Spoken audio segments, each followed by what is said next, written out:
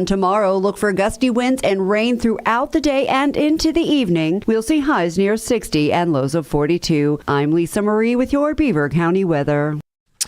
On this Tuesday, February 17th of 2026 at 9 minutes after 10, we've got a temperature of 48 degrees currently in Beaver County. That's a look at the news for now. I'm Noah Haswell on 99.3 FM, AM 1230 WBVP, 95.7 FM, and 1460 AM WMBA. Also streaming live around the world at beavercountyradio.com. Patriot Home Care is proud to present Driving in the Fast Lane with Frank Sparks. It's the show that talks about what's happening in the news, locally, regionally, and nationally. There will be guests, and Noah Haswell will have the news at the top and bottom of each hour. And now, here is the host of the show, Frank Sparks. Hey, good morning on this Tuesday morning. It's the third Tuesday of the month, so you know what that means. We're going to get hour number one started with Tom Young from First Consultants, and then we're going to talk about Lent a little bit since today is Fat Tuesday. And do you give anything up? That's an 11 o'clock hour. We're also, if we get time, we're going to talk about what is acceptable to tip and what's not acceptable when you go out. And we're also going to talk about President Trump. And he says that if there's no voter ID that is law enacted, he's going to do an executive order for it. That everybody will have to show their voter ID at the polls. So we'll see. We'll talk about that and see how you support that or do or don't. But first off, hour number one, our good friend Tom Young from First Consultants makes his monthly appearance. Good morning, Tom. Good morning, good morning, good morning. What are we talking about today? We're going to talk about how you get there today. You know, I want to focus on infinite banking, which is the banking function that makes the banks rich. I mean, you don't walk into banks and see wooden floors. They usually have marble floors and marble counters, and They have the most expensive buildings, so obviously they're making a lot of money. And that money that they make, a lot of it can be transferred back to you over your lifetime. We're going to talk about that today. Okay. We're going to talk about the 95% today. We're going to talk about, you know, how you got where you are. And I'm going to share some of my background. Is here I am, and I have a wonderful lifestyle. I love what I do. How did I get here? What did I go through? What kind of examples did I experience in other people that helped me grow and become more than I thought I could be? We're going to talk about that today. Okay. We're going to start with a prayer today. So let's bow our heads. Heavenly Father, we thank you for this new morning. Bless our listeners with success, health, and family love. We pray for world peace and the end of conflicts. Guide us with your grace and light today. In Jesus' name, amen. Amen. So, we talk about that, and praying to the Lord is important right now because there's so much terrible stuff going on around the world.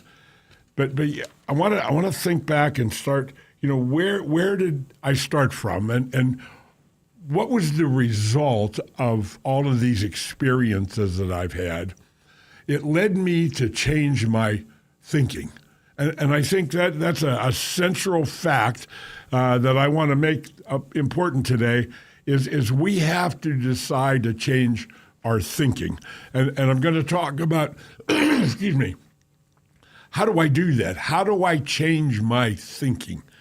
Well, I changed my thinking because of the kind of people I'm around. When I was growing up, my dad never made a lot of money. He worked 2 and 3 jobs to pay the bills. And in the summertime, there was a gentleman, his name was Thomas Johnson, lived out in Economy Borough, and we were part of the Ambridge Sportsman's Club out behind Baden. It was a sportsman's club. My mother and dad, when I was really little, 2 and 3 years old, they were caretakers there, lived in a trailer. We lived there several years as caretakers. And Tommy Johnson was one of the main purveyors of that club. But I got to know that guy, and my dad worked for him. He was an engineer, worked at Armco Corporation, and they let him go because he had too many patents, and the employment agreement, I guess, they stole his patents and they fired him in his early 50s. But one of the things that I remember he created, and I don't know if you're familiar with corrugated sheet iron. It's like ripples, corrugated sheet iron. And he created the first reciprocating saw that could be used to cut that because of the waves in it. So he had the patent on that reciprocating saw. Now today I got 2 or 3 of those things, the reciprocating saw, and it was amazing. But this guy he was from Kentucky. He was an executive at Armco, an engineer, and every time I saw him, he was in bib overalls. If he had a straw hat on and a corncob pipe in his mouth, he could have been a movie star. Wow. But that was the image that he put forth. But what came out of his mouth were things that they caught your attention when you listened to him. So growing up, that's the way it was. I graduated high school. I wasn't motivated in high school. I found out later I was not dumb or stupid. I just wasn't motivated to get good grades. So I graduated, but barely. And I went into the Air Force, and I was a medic in the Air Force. I wanted to be a jet aircraft mechanic. They made me a medic. And when I got out of the Air Force, I married the first adult lady that I ever met. I met her before I left for the Air Force, and right within 4 months after getting out, we got married. And we've been married in April. It'll be 57 years that I've been married to this lady. And I'm so blessed and thankful that she put up with all of the dumb, stupid stuff I've done over my lifetime in doing that. So now I'm out and I'm in the workforce. I'm married. I started in American Bridge. I was a laborer there for a while. I was there about 6 months, and I went from there onto the railroad, Conrail, and I worked there for, about 2.5 years. I was worked in the car shop. They made me a foreman, and I left there and opened Tom's Auto Body, my first business. Now, why did I do that? What was in my mind? I loved working on automobiles. It was my passion growing up. I started working on cars when I was as early as 12 years old. And here was my dream. So I had an auto body shop. I painted cars, did fixed wrecks. I did airbrush pictures on motorcycles and cars and real creative stuff, and I really loved to do it. But one thing happened during that time was I had to do it for a living, Frank. It became 10 to 12 hours a day. I had a gentleman that worked for me for a while. I just was not an employer-type person. And the good Lord sent somebody in my door one day because I was questioning what I was going to do because I wasn't really happy there anymore. And this guy came in the door and made me an offer to buy me out. And it was a lot more than I really thought I was worth or the business was worth. And I ended up selling. So I got out of there, and then in my mind, I'm thinking, this is too hard work. I want one of those easy, safe jobs in the mill. Now, remember, that's Milltown thinking. Now, Remember I said my dad worked 3 jobs. So what was the example that I experienced growing up? It was about hard work. It was about work. And whatever security you thought there was, I thought was in the mill. And I went and applied for a couple of jobs, and because of my business background, and I was a member of the Chamber of Commerce, and the people I went to interview for a job with knew me from the Chamber of Commerce, so they knew I had my own business. And I remember the one gentleman at Hydro, or was it Collapsible Tube up in Rochester? They made like toothpaste tube, collapsible tube. And I went for an interview there, and the guy sat there and he says, Tom, he says, I know you. I've known you a long time. I says, there's no doubt in my mind you couldn't go down into the shop down there and run any of those machines and probably do it better than the guy that's sitting there running the machine. But he looked at me and said, I'm not going to hire you. I said, what do you mean you're not going to hire me? He says, because you were self-employed. You have that in you.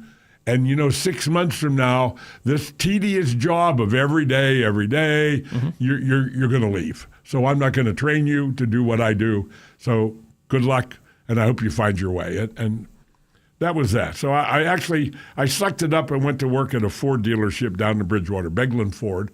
And I started there as the lowest paid guy. At the end of 1 year, I was the automatic transmission overhauler, and I was the highest paid man in the shop.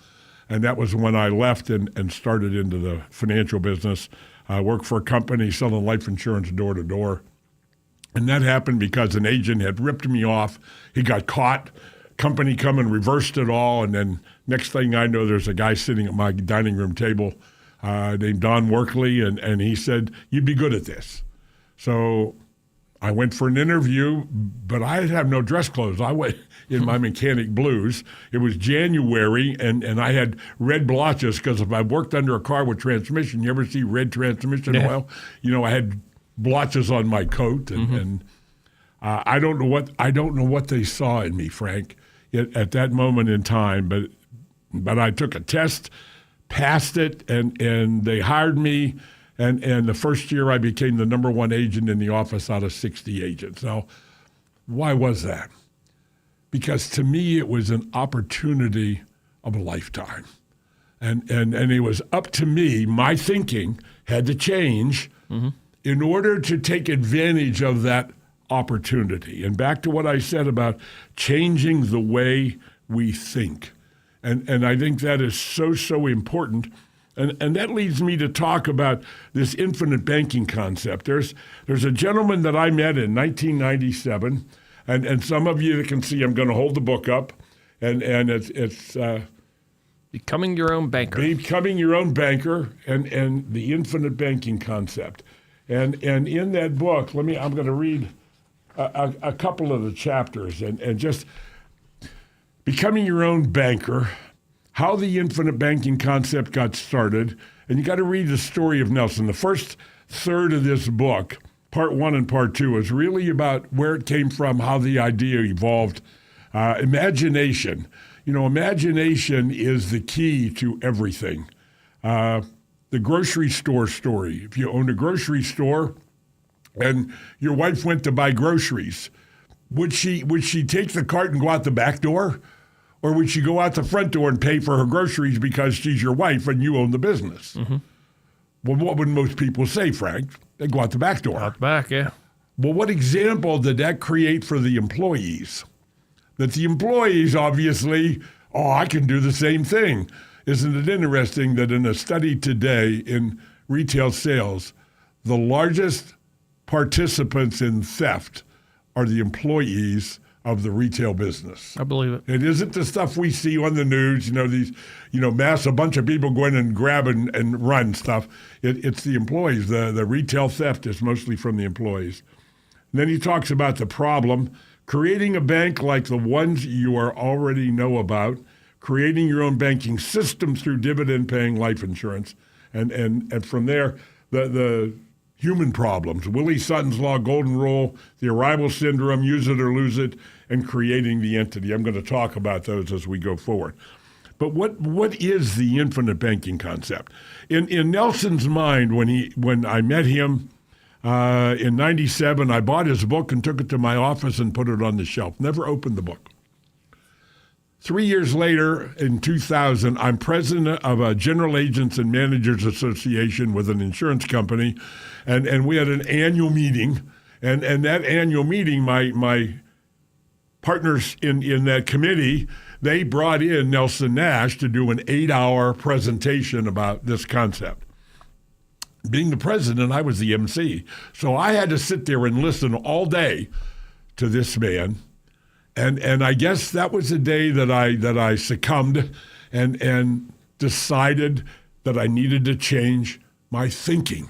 And that is where it all comes from. When you see something new and you're skeptical about it and wow, that's not me. And don't be afraid to investigate, to accept changing your thinking. Because that was what I did that day in getting involved with Nelson. I brought him into Pittsburgh here 6 or 7 times to do a 10-hour. It was 2 hours on Friday night and 8 hours on Saturday. This book is actually a handbook for a 10-hour training course. Wow. is what this book is. And I hope and believe that if you really want to be in control of your money and your finances, you need to buy this book. Now, you can get at Amazon. I have Amazon's picture. It's $21.99 at Amazon is what it is, so it's not an expensive book. You can buy it at Amazon. You can buy it through me. Here it is right here. There's the Amazon page. It's right there, and it's $21.99. Now, if you live in the Valley and you come to my office, you can buy that book for $20. And when you buy it from me, you get a deal. Because if you pay $20 for the book, and it's about a 2 or 3 hour read, it's not a complex book to read, but if you can take that book and you go read it, and you can come back to me and say it's a bunch of hooey, but you got to prove to me you read the book because I'm going to ask you questions. I will not give you $20 back. I'll give you $40 back. Okay, double your money. And I've never paid anybody back. And hundreds of books that I have passed to people for that. And I don't give them away. They're $20. And that's the way it is. I promise, Nelson, because when you give it to somebody, they don't have any skin in the game and they're not going to read it. So I highly recommend, if you care about your financial future, to get this book and read it.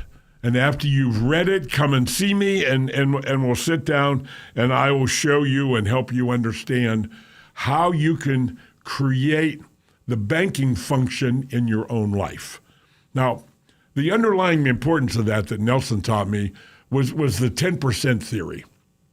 And the idea was 10% of all the money in the United States is taken out of the commercial banking system and moved to these private banking functions of yours. And what that does is it stops inflation. Now, everybody complains. Do you enjoy inflation, Frank? Or is Absolutely not. Absolutely not. What feeds inflation? People don't really understand. We say, well, the Federal Reserve prints money. Well, after they print the money, what do they do with it? They put it in the banking system. So you go to the bank and make a loan at the bank, and you put up collateral. And I've done this story before. They take that collateral to the Federal Reserve window, and they get 95 cents on the dollar in cash back to loan it out to person two. They take their collateral, go to the Federal Reserve window, you get 95 cents on the dollar back, and there you are. So, and they turn the dollar on an average of 7 to 10 times. That is pure inflation. So by dealing with the banks, now I deal with banks. I have 3 checking accounts, but I don't have loans at the banks. I don't borrow money at the banks. I'm the bank. And that's what I teach people. In my book, The Family Money Farm, the CFO Project, and I'm looking at the time. Before I go into this story, we're going to take a break. Okay. And we're going to go into the news, and I'm going to come back and talk about some stories of success that I have seen in my clients using this concept. Moon Township Ford is celebrating the Pittsburgh International Auto Show in a big way. For a limited time, Moon Township Ford is offering Moon Ford Bonus Cash. That's $500 auto show retail trade assistance towards the purchase of an eligible vehicle. Check out Moon Township Ford's complete inventory online at moontownshipford.net. It's the perfect time to buy a Ford F-150, Ford Bronco, or Ford Bronco Sport and get $500 auto show retail trade assistance too. Stop over today and browse their new Ford models and gently used vehicles of all makes and models. Be sure to check out their complete line of inventory.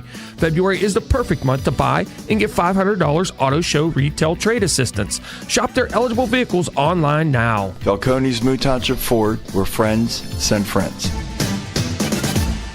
Listen to Beaver County Radio every Monday and Friday in the 11 o'clock hour for the Beaver County Humane Society's Pick of the Litter. We'll be highlighting one resident animal from the shelter that needs a loving home. Pick of the Litter is being brought to you each and every Monday and Friday by Tom Sipes Demolition, Nally Elias and Associates, Falcone's Moon Township Ford, Freedom United Federal Credit Union, the Alvarez Hahn Funeral Home, J. Young Refuse, McGee Heating and Air Conditioning, and Beaver County Radio. Check out the Pick of the Litter on our website at beavercountyradio.com. Cat Timpf is coming to Pittsburgh. Join St. Barnabas Charities to honor Cat Timpf at a fundraising gala to be held Thursday, April 23rd in Cranberry Township. Timpf is a comedian, TV personality, writer, and cancer survivor. She'll receive the Hance Award at the St. Barnabas Founders Day celebration. Tickets are on sale now. Call 724-625-3770. Proceeds benefit the St. Barnabas Free Care Fund. Buy tickets today at 724-625-3770 or visit stbarnabascharities.com. If you own a company or a small business, you might have considered advertising on radio. It's smart because radio is still the most far-reaching media outlet today. WBVP and WMBA can get you results. Get more information at beavercountyradio.com. Everything's faster in Atlanta. These cars are glued together. Up top, it's Kyle Larson and Christopher Bell. It's the Auto Trader 400 at Echo Park Speedway. Side by side, Larson with an advantage. The 5 car up front, 3 wide behind him. Chastain got shuffled to the bottom. Kyle Larson out front, contact with Carson Hocevar. Christopher Bell right on Kyle Larson's door. The Auto Trader 400 at Echo Park Speedway. Sunday, February 22nd at 2 p.m.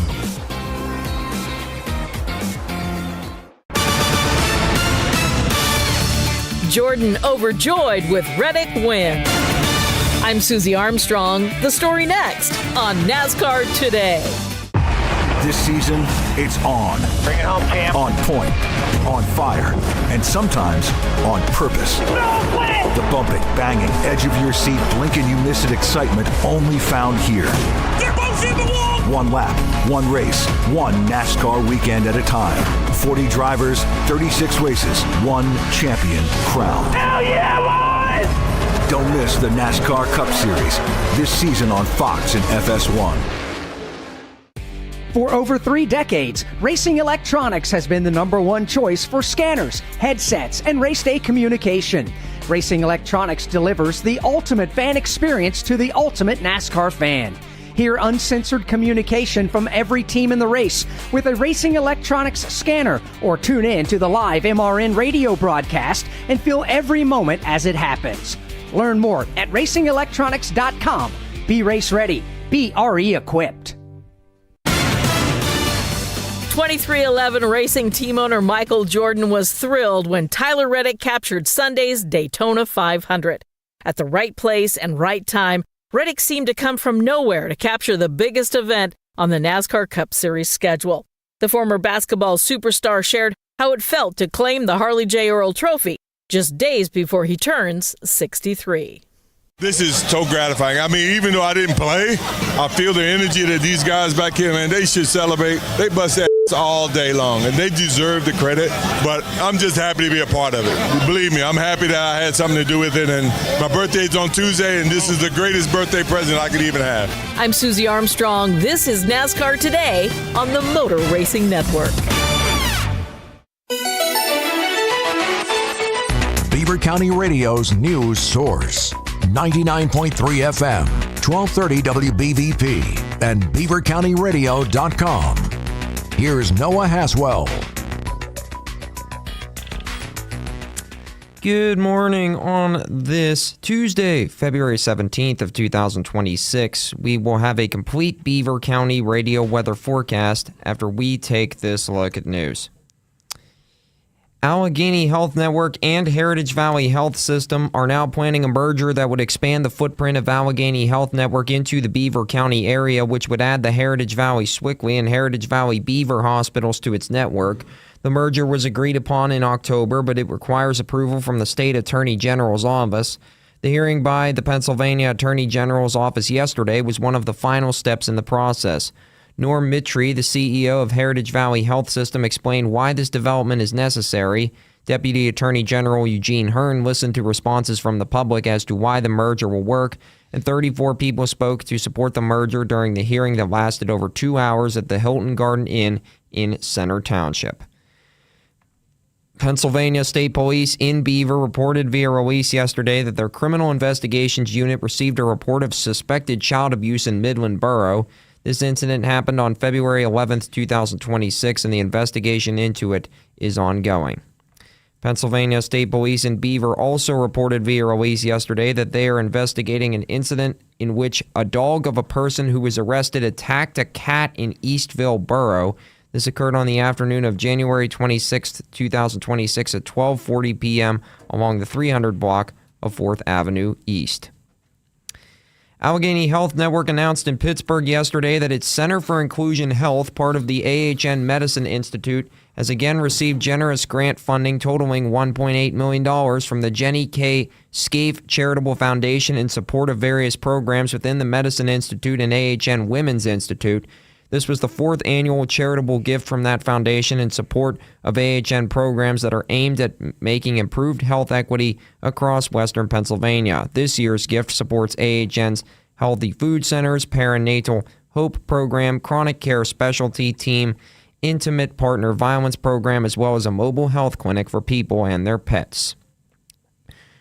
Fran Ramsden was rehired as the head coach for football coach for Riverside High School for the 2026 high school football season after a school board meeting at the Beaver County School last month. Ramsden was a former head coach and a longtime assistant coach at Riverside, which is where he served as a volunteer assistant coach and later the offensive coordinator during the 2025 high school football season.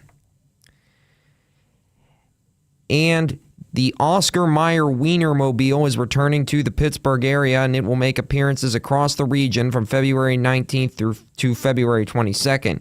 You can catch Oscar Mayer's hot dog vehicle at these locations: at the Children's Museum of Pittsburgh from 10 a.m. to 2 p.m. on Friday, February the 20th. On Saturday, February 21st, at the Butler Carved in Ice Winter Festival in Butler from 11 a.m. to 4 p.m., and on Sunday, February 22nd, at the Winter Wine Festival in Finleyville, Pennsylvania, from 12 noon to 4 p.m. Here's the Beaver County forecast. We'll start the day with some areas of patchy fog. Otherwise, it'll be partly sunny with highs of 53 and overnight lows around 43. And tomorrow, look for gusty winds and rain throughout the day and into the evening. We'll see highs near 60 and lows of 42. I'm Lisa Marie with your Beaver County weather. On this Tuesday, February 17th of 2026 at 36 minutes after 10, we've got a temperature of 49 degrees currently in Beaver County. That's a look at the news for now. I'm Noah Haswell on 99.3 FM, AM 1230 WBVP, 95.7 FM, and 1460 AM WMBA. Also streaming live around the world at beavercountyradio.com. You're driving in the fast lane with Frank Sparks on 99.3 FM and 1230 WBVP. You can also stream live on beavercountyradio.com. It's 10:37 right on the nose. Hour number one, visiting with Tom Young from First Consultants today. And stay tuned. Hour number two, we'll have open talk and lots to talk about.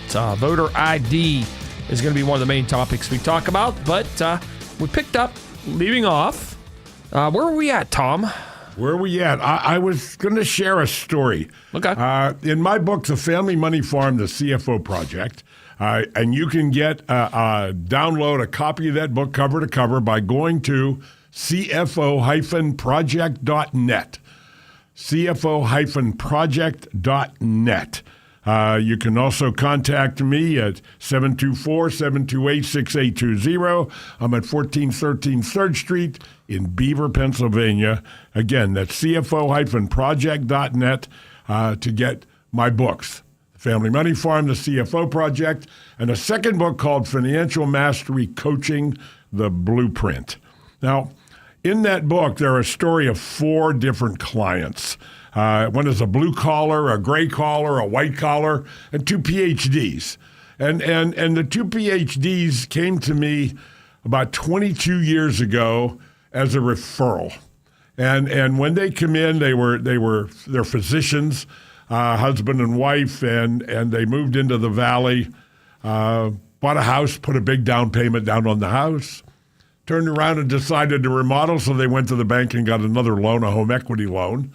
They had 2 new cars with loans, $180,000 in student loans, credit cards with balances that they weren't paying off every month. So that's where they were, but they were making a substantial income in doing that. So when I met them, we had the house reappraised and found that there was a lot of equity in the house. There was things going on, and it was a lucky position, so we refinanced the house. And in doing that, we got a substantial amount of money and was able to pay off car loans and some other things, and we freed up a tremendous amount of cash flow. And that cash flow went into new life insurance policies. Now, let me explain life insurance, because here you are, you said, he's selling life insurance. Well, what you don't know, there's no one makes you feel anything. It is how you react and respond that determines your response to that. So there are two kinds of companies. There are stockholder companies and mutual companies, which are owned by the policyholders. There's about 850 companies in America that sell some kind of life insurance out there. But 99.9% of those companies are stockholder-owned companies. We sell a competitive product that people buy, but the profits of that company go to the stockholders. If there wasn't a substantial profit in life insurance, why would there be 850 companies out there that are looking at profit? If you look at your 401k at work, I'll bet you $1 and a dime that there are life insurance companies, those stockholder-owned companies in your 401k in doing that. The mutual dividend-paying companies are owned by policyholders. In my mind, there aren't a half a dozen of those left in America that are truly mutual companies that are owned by the policyholder. Now, what does that mean tax-wise? Well, at the end of every year, the profits of the company must be redistributed back to all the policyholders. It is called the dividend. In a whole life insurance policy, there's a guaranteed cash value that has to grow, guaranteed, to make the death benefit guaranteed in the future. But on top of that, the profits are paid out in the form of a dividend. The uniqueness of these life insurance policies is they grow your money tax deferred, and you have unfettered access to the cash value without involving the government. And if you play by the rules and stay within the white lines on the highway, you literally have tax-free access to this money for your lifetime, and then ultimately the death benefit is paid, and that is tax-free. No tax in any way, shape, or form. No state, no federal, no tax, no tax, no tax. Now, the internal rate of return today of a life insurance policy over somebody's lifetime is really maybe 2 or 3% rate of return. We're talking about a guaranteed rate of, what are you getting at the bank, folks? The bank accounts are paying 0.1, 0.2, 0.5. So understand, we're talking about a guaranteed position with no risk. And for 150 years, the life insurance industry are the only people that can say we've never lost anybody's money. No other financial segment of the marketplace can say that. Only the life insurance business. Now, this couple, we started buying life insurance, and here they are today. The son is in his 3rd year of college. The daughter is in her 2nd year of college. When they came to me a couple of years ago, we had refinanced the house again several years later. We've paid everything off. The only balance they have is a mortgage, which is not consumer debt. It is a leverage loan on the property. And it is a fixed payment for 30 years, so inflation is on your side. Right. Your payment never goes up. So it actually should get easier to pay as time goes on. So those policies today, the doctors are in their 50s, early 50s today, and there's close to $1 million of cash value that's been accumulated in those policies. There's also a substantial amount of investment assets that we've created over these years. And they came to me and said, okay, how are we going to pay for college at $60,000 a year? So the life insurance policy is a credit line with the insurance company. You understand a credit line? Line of credit at the bank. You can go use the money and pay it back, and usually monthly they only charge you interest. You have to, your choice to pay it back. But a credit line at the bank, you have to renew it every 5 years, pay a fee, resubmit your financial information, and on and on and on. The life insurance company doesn't require any of that. You have access to the value of the cash value in your policy as leverage with the insurance company. Again, it's a line of credit. So we borrowed $60,000 to pay his first year of college, and we've borrowed $60,000 for the second year, and we've just borrowed $60,000 for his third year of college. Now, without the life insurance, take that out of the picture, what would we be looking at, Frank? Wouldn't we have bank loans, government loans, and college loans? And we would still have the debt. Okay? We understand that. You would still have the debt. So now he gets out of college, and I don't know what profession he's going to be. He's studying biology. Maybe he's going to be a doctor. I don't know when he gets out. But he's going to get out, and he's going to repay those loans. He'd have to pay them to the government or the banks. Right. But what's the benefit of paying mom and dad back and paying the policies back, the loans back to the insurance company? Well, a couple things. As the money gets paid back, this young man is going to get married and need to buy a car. Should he go to the bank and buy a car, or do you think he should use the Family Money Farm Bank? In other words, the family finances. As an adult, when he gets out of college, I've already told them we're going to have a board of directors meeting and establish a board of directors in the family that is made up of mom and dad and the adult children so that they learn how to manage money properly and start to understand the concept of what's going on. So if they needed to buy a car, they would borrow the money from the Family Money Farm Bank, the family bank, and then they would pay it back just as they would at the bank. Now, remember I said in the beginning, the key of this is avoiding increasing inflation, because every time you borrow money at the bank, that loan is duplicated 7 to 10 times, which causes direct inflation. If you don't want inflation, why are you feeding it? Because every time you deal with the bank in debt, in loans at the bank, or the credit cards, they're all creating inflation. So now let's run down the road a bunch of years. Let's say mom and dad lived to be 85 years old, which is life expectancy. At 85 years old, those two policies, there's 6 of them, 3 on each of them, will have a death benefit of about $6 million each. On those policies. The son will be 52, the daughter will be 50 or 51, and mom and dad pass away, and they each, as beneficiaries, receive $6 million each at 52 years old. Now, I don't know about you folks, but I don't know anybody. I've been doing this for 50 years. In March this year will be my 50th year in this business. And I don't know any way on the world that you would create, without question, without risk, without doubt, guaranteed create what I just explained to you for this young kids and keeping the money in the family, staying in control of it. You know, I know there's a lot of people I talk to, you don't have the discipline to do this. Remember I said you got to change your thinking. And that's really what the bottom line is. You know, there is nothing either good or bad, but thinking makes it so. And you have to realize, here's another thing. If something you thought to be true wasn't true, when would you want to know about it? And so I'm talking about a new way of doing finances. And I've got, at this point in time, I met Nelson in 97. I got involved in this and learning it about 2000, so it's been 25 years. I mean, I could sit here and talk about dozens of my clients that have become students of the infinite banking concept and created the banking function in their home. And the results that I see, folks, I know it works.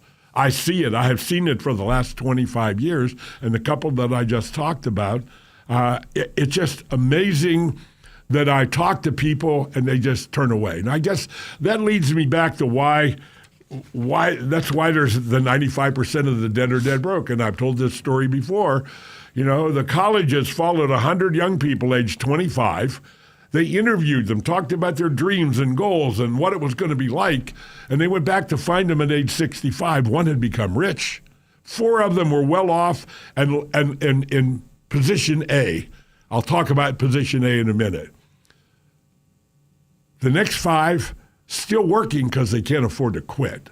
36 have died, and 54 of them are dependent on other means for their basic food, shelter, and clothing. Now, those aren't my numbers. That's from the Bureau of Labor and Statistics.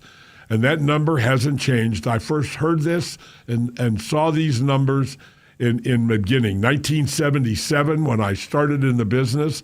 And here it is today, and the numbers have not changed. Let me talk about thinking. I got a list here, and I'm going to talk about poverty thinkers versus prosperity thinkers. Poverty thinkers complain, fear money, they consume, commiserate about loss, float on society's whims, always want more, compete, reduce involvement, stop dreaming, focus on win, lose, decrease motivation, worry about past and future, paralyze their minds, hold back constantly, have only do goals, see limitation, seek outside approval, consider money limited. And you know what I think? There's plenty more where that came from. It's the 6 inches between your ears that figures out how to get more. There is no limit on how much money that you can make. Only the 6 inches between your ears stops you. Believe net worth equals life's work. Try to get out of work, limit their talents by retiring, view money as materialism and hoard cash. Prosperity thinkers give gratitude, proactivity when possible, love money, love as a verb, create, appreciate abundance and look for it, set their own rules of engagement, are content, yet not complacent, collaborate, work on self-improvement, set attainable goals and visioneer, cultivate receptivity, celebrate baby steps, stay present, trust that crisis equals opportunity. Move forward in some form, have do and be goals, seek potential, build internal confidence, understand emotions around money, brainstorm ways to increase income, know human life value equals life's work. Pursue work that enjoy for their time, they enjoy for their lifetime, share their talents continuously, make their money match their values, and keep money moving. Now, that's a big list, and, I went through it fast. But what I'm trying to share with you folks is just the possibilities that exist in finding a better way in life simply by changing your thinking. I have another couple that came to me as a referral, and they're from Pittsburgh. Their household income's $180,000. They have $85,000 of credit card and $3,000 a month payments on credit cards. Now, how did that happen? I'm sitting there talking to him. He has a business, and she works for a corporation. Again, they make substantial income, but yet they have no manage their money skills in what they're doing. I don't know if you're out there. A few years ago, there was this concept around about mortgages. You get a home equity line of credit, and you pay off your mortgage and move it over to this line of credit. And then you take all of your income that you get, and you pay that on the line of credit every month. And you withdraw out of the line of credit every month only what you need for basic food, shelter, and clothing. Now, that's an issue, because how many people do you think is really going to do that and reduce their lifestyle to do that? Not too many. Well, here they are today. They can't even make the interest payment, and the credit line just raised their interest rate to 7.5%. So their monthly payment on the credit line is almost now as much, within a couple $100 of what a 30-year fixed-rate mortgage would be at 6% interest, and they're making no headway at all on what they're doing. And so I recommended that they go seek out to get a new mortgage, a 30-year fixed-rate mortgage.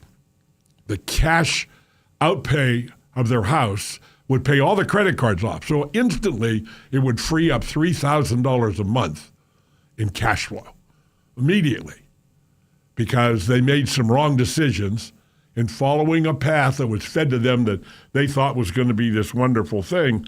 But what they didn't accept was the discipline of slowing down, spending less on the money and what's going on.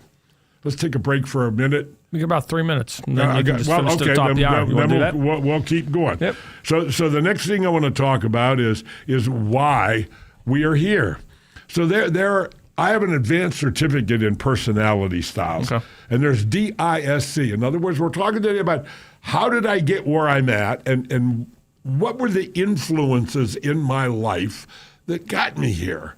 And one of my longtime mentors, Jody Victor, whom I met in 1992, when I was and I've told this story, folks, I went through a lawsuit that I was eventually exonerated from, but it lasted 3.5 years. I thought my career in the financial business was over, and I run up $500,000 of debt, and I joined the Amway business because I thought my life insurance business was over.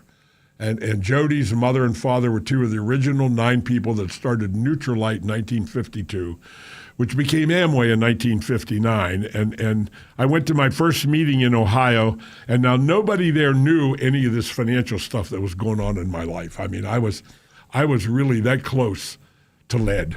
I had $1 million of life insurance, and I was starting to think that would be better for my wife and my daughter than the problems that I had created. And you can take that wherever you want to go with it, folks. But I met this guy, and he saved my life. I went to this meeting. I sat down in the front row. Again, they knew nothing about me or my background. Mm-hmm. He got up on stage, and he started to talk. He looked right at me sitting there in front of him, and he said, sometimes people just need a hug. He stepped down off the stage, picked me up out of my chair, and gave me a hug. I bawled like a baby. But that night on the way home, my perspective about everything, I saw the Cadillacs these people had and the wealth that they had, and that didn't even enter my mind. But what I realized at that time is this man had an insight to people, to look at me and read whatever the message was on my face or my mannerisms. And all I went home on my way home that night was I wanted to learn how to be the kind of man he was that could influence and uplift and help people find a better way. So the DISC, and I'll end with this little story. D is dominant, okay? This D person, the Achilles heel would be a dictator, okay? He's D dominant. And I is somebody that's inspirational. And an Achilles heel of that is they just never stop talking. And sometimes I'm good at that. And the C is the choleric. They make lists, and then the S is the servant-type personality. And these 4 people walk up to a burning building, big apartment building on fire. The D personality would immediately start giving orders and get the fire out. The S personality, with their hands in their pocket, would say sheepishly, how can I help? What can I do? You know, and these kind of people, they offer their help beyond their ability to do the help. Mm-hmm. And the C would walk up with a clipboard, wait a minute, don't do anything, we got to make a list, then we got to prioritize it, we got to check it off, and the building burns down. The I personality walks up and looks at the fire and he says, far out, where's the hot dogs and the marshmallows? So if you understand that, right, folks, it's you are who you are, but you have to learn how to think differently. Get the book, The Infinite Banking Concept. Get it at Amazon. You can get it from me in Beaver. If you want, mail it. I charge $2 shipping, so $22 check, and I'll mail it to you. Again, God bless you all. It's an honor to be here and to speak to all of you every month as I do this. Catch my podcasts. I do podcasts every Wednesday, and I talk about all these topics and all these subjects. Give me an opportunity to change your life for the better, to help you find the life you've always wanted to look for. God bless.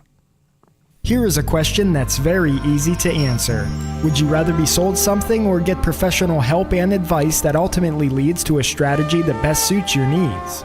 Tom Young at First Consultants Inc. in Beaver has a unique approach that has won over the trust of even the most skeptical clients. Everybody that's selling is looking for a profit. I focus on creating strategies that are in the client's best interest. Ask yourself this: what have you got to lose? The answer might be a fortune. Get financial strategies instead of a pitch about a product. Visit firstconsultantsinc.com or be a part of Tom Young's live simulcast presentation on the third Tuesday of each month beginning at 9:10 a.m. on Beaver County Radio and Facebook Live. All advisory services are offered through PL Wealth LLC. PL Wealth is a federally registered investment advisor. PL Wealth is in no way affiliated with First Consultants Inc., nor is First Consultants Inc. a registered investment advisor.